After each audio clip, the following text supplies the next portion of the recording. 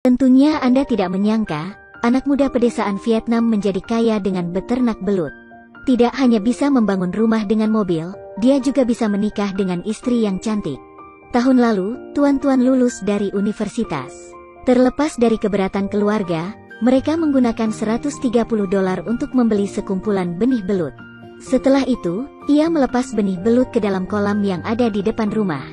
Mendengar bahwa belakangan ini harga belut naik, ia buru-buru memanggil pamannya di desa untuk membantu membersihkan rumput liar dan menangkap belut. Karena belut suka hidup di lingkungan yang lembab, maka pada saat pemeliharaan perlu ditebar lapisan lumpur dan dahan pohon di dalam kolam. Jadikan setiap bongkar cabang ini seperti memecahkan kotak rahasia. Tidak ada yang tahu berapa kilogram belut yang ada di dalamnya.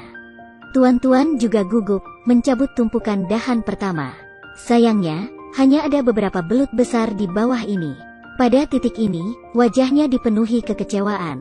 Kalau gagal, jangan bilang nikah, uang buat makan besok pun nggak tahu mau dapat dari mana.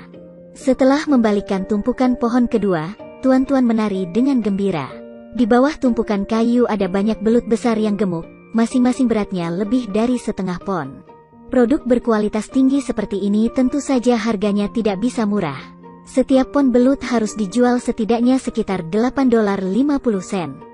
Hanya satu kolam belut ini yang cukup baginya untuk membeli uang untuk upacara pernikahannya.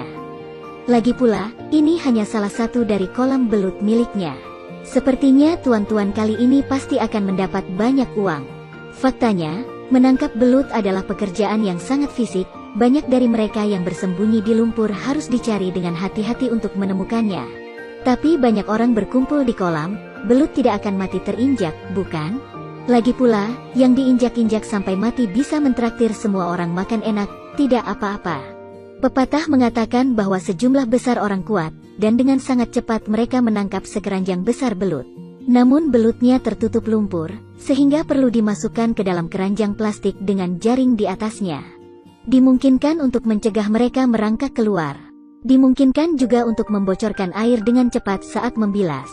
Setelah mandi, belut langsung berkilau dengan air. Setelah dicuci bersih baru bisa dijual ke pedagang.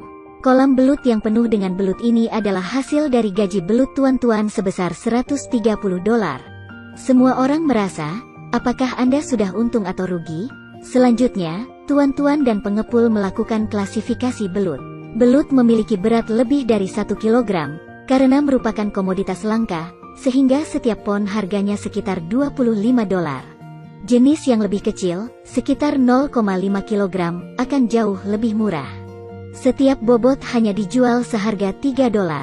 Ya Tuhan, Tuan sudah berbakat kali ini.